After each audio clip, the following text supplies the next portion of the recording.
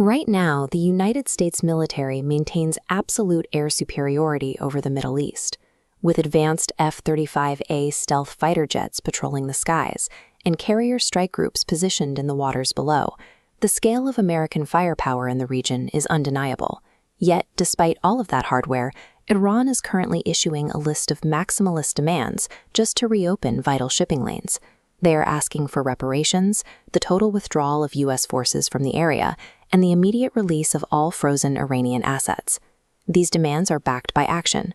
Iranian proxies are actively escalating the conflict, striking a government-held port on Yemen's Red Sea coast and targeting oil facilities in neighboring Saudi Arabia. It leaves us with a glaring question.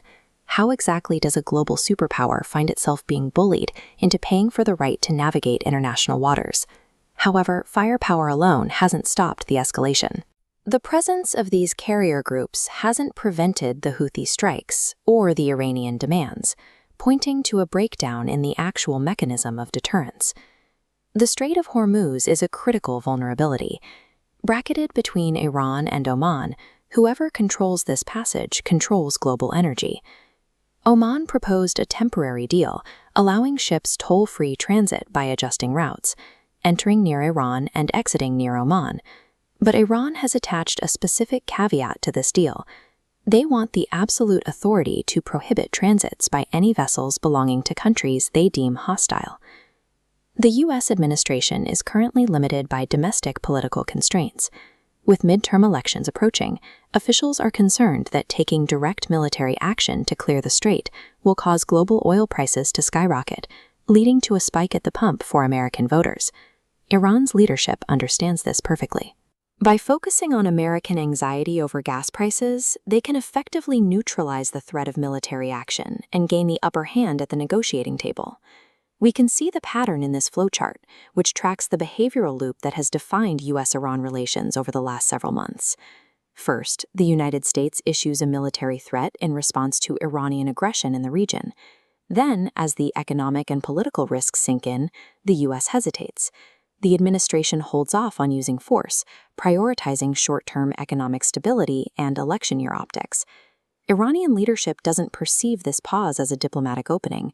Instead, they view it as a signal that the U.S. lacks the will to follow through on its threats. This perception of hesitation changes the math for Iran.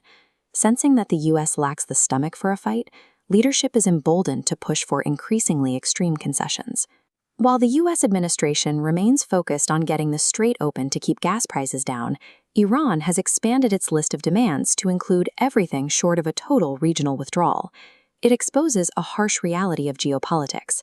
Military capability is effectively zero if your adversary is convinced you won't actually deploy it. We can see this principle in action by looking at who Iranian proxies are actually avoiding. Groups like the Houthis routinely launch strikes against Saudi targets, Emirati ships, and even U.S. bases, but they have held back from launching direct strikes on Israel. This is a calculated choice. Iranian leadership knows that Israel, under Prime Minister Benjamin Netanyahu, has shown it will retaliate aggressively regardless of international optics. In a region where every player has access to advanced weapons, the deterrent is the belief that you are prepared to accept the fallout of using them. Breaking this cycle means moving past the current negotiations and looking at the structural vulnerabilities of both nations. The United States relies on the uninterrupted flow of oil through the strait to maintain its domestic economic stability and keep gas prices low. Iran, however, has an internal grid that is remarkably fragile. They rely on a few key natural gas facilities and internal refineries to fuel their power plants and provide electricity for the country. Targeting these domestic energy hubs forces the regime to choose between its regional ambitions and the basic functioning of its own state. It undermines their ability to wage war, while simultaneously weakening their control over a population that needs electricity. The administration is at a strategic crossroads. They can continue seeking the current temporary deals, or they can pivot to a policy of decisive pressure. One proposed strategy involves turning off the lights, executing swift, high-impact strikes exclusively on Iran's domestic energy infrastructure and drone manufacturing sites. Following these strikes, the U.S. would immediately step back, maintain the naval blockade, and refuse further negotiations. This approach relies on internal pressure. a weakened regime, unable to provide basic utilities, would eventually have to answer to its own people.